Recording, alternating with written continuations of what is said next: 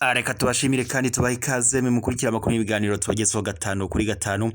Wowe udukurikira uri hirya no hino hatandukanye, tuguhaye ikaze mu makuru yacu kandi twizere ko umeze neza. Twihuse cyane rero, reka tunyarukire muri Repubulika Iharanira Demokarasi ya Kongo, aba ariho duhera amakuru yacu. Muri Kongo biri kuvuga ko mu mujyi wa Goma bombe ngo ihihushije intwaro ya BM23 ndetse ngo ihitana n'abarundi bagera kuri batanu. Mu yandi makuru kandi turayakomereza mu Burundi, tubabare ko abapolisi b'i Burundi bari kwitotomba ko bafashwe nabi. Mu kanya rero makuru yacu ku buryo burambuye, reka tuyahere muri Repubulika Iharanira Demokarasi ya Kongo, by'umwihariko mu mujyi wa Goma, maze tubabwire ibiri kuhavugwa muri aka kanya cyangwa se maginga ya. Twihuse cyane rero muri Repubulika Iharanira Demokarasi ya Kongo, reka duhere amakuru yacu mu mujyi wa Goma, aho biri kuvuga ko hari bombe ngo yahatewe ndetse ikaba ihushije ya ntwaro ya BM23 ndetse ngo iza no guhitana abarundi bagera kuri batanu.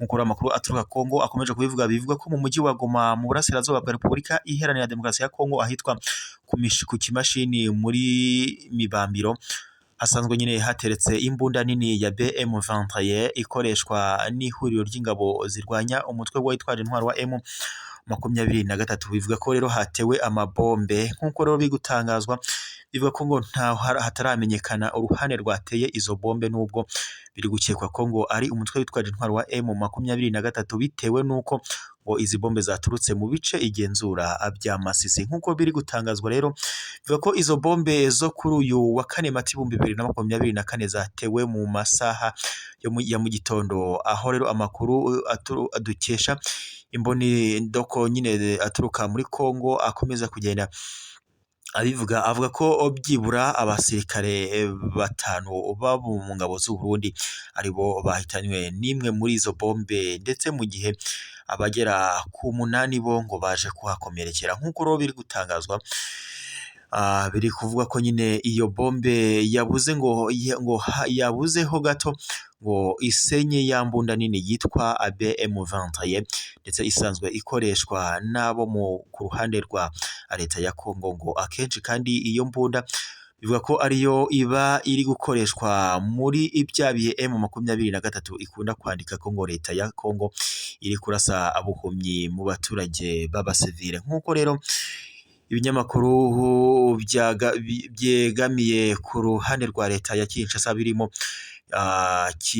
Kivu Morning Post yo yanditse ko iriya bombe nyine yahitanye umwana umwe ndetse w'imyaka igera ku 10 ndetse haza no gukomereka abandi bagera kuri 2. Nk'uko biri gutangazwa rero, bivuga ko biriya bice byo ku Kimashini ndetse na Burengo biherereye mu nzira iva Sake yerekeza Goma, ariko ngo bibarwa ko ngo biri mu mujyi wa Goma. Amakuru aturuka Kongo avuga ko ari nabyo ngo bishinzeho nyine nyinshi mu mbunda nini z'ihuriro rya leta rigizwe na FARDC n'ingabo z'u Burundi, ingabo za SADC, imitwe ya umutwe wa FDLR, abacacuro b'abazungu ndetse n'indi mitwe yose yitwaje intwaro, bose biyemeje guhangana n'umutwe wa M23. Nk'uko rero bigutangazwa, biravuga ko nubwo bikekwa ko ngo izo bombe zatewe na M23, hari andi makuru ariko avuga ko ririya huriro naryo ngo ubwaryo rifite gahunda yo gutangira ngo kujya ryiteraho ibisasu ngo bakabyekeka kuri M23 mu rwego rwo gushaka impamvu zo kuba ngo bo ubwabo ndetse n'abaturage muri rusange ngo bahunga uriya mujyi, cyane ko umutwe wa M23 ubasumbirije ndetse ngo ukaba ukomeje gutangaza ko ugiye gufata uyu mujyi wa Goma mu gihe kitarambiranye. Nk'uko rero amakuru aturuka Kongo abivuga, biravuga ko ubu hari ubutumwa bwashyizwe ku rukuta rwa Twitter rwa Dogiteri Oscar Barinda wungirije umuvugizi wa AFC ndetse na M23 ku wa 4 Mata 2024, bivuga ko nabwo bugaragaza ko ngo kuba umujyi wa Goma ukomeje kugaragaramo umutekano muke ndetse n'ubwicanyi ari uko ngo ariko ngo ntihagire ababiryozwa bituruka ngo kukuba ababiryoza doko nyine ngo bituruka kuba uyu mujyi wuzuyemo abarwanyi ba Wazalendo bagamije ko ngo biganjemo aba FDLR bakoze jenoside yakorewe abatutsi mu Rwanda muri Mata 1994 kuri ubu bakaba bashyigikiwe na leta ya Kinshasa. Nk'uko rero biri gutangazwa bivuga ko ubutumwa bwa Dogiteri Oscar Barinda busoza busuhuza umujyi wa Goma, aho bivuga ko rero doko nyine aho bivuga ko ngo banditse bagira ati bonjour Goma, ndetse ibi ngo bishimangira ko ngo isaha yose uyu mujyi wa Goma ushobora kubamo isibaniro ry'intambara ya M23 ndetse n'igisirikare cya Congo FARDC nabo bafatanyije guhangana n'umutwe witwaje intwaro wa M23. Nk'uko rero biri gutangazwa kuri ubu rero imirwano irakomeje muri ibyo bice bitandukanye. Dukomereje amakuru yacu mu Burundi biri kuvuga ko igipolisi cy'u Burundi kiri gutangaza ko gifashwe nabi, nk'uko amakuru aturuka mu Burundi akomeza kugenda abitangazwa. Nk'uko biri gutangazwa rero biravuga ko mu Burundi abapolisi cyane cyane bato bari bitotombera aba bayobora, bakavuga ko nyine ngo babafashe nabi.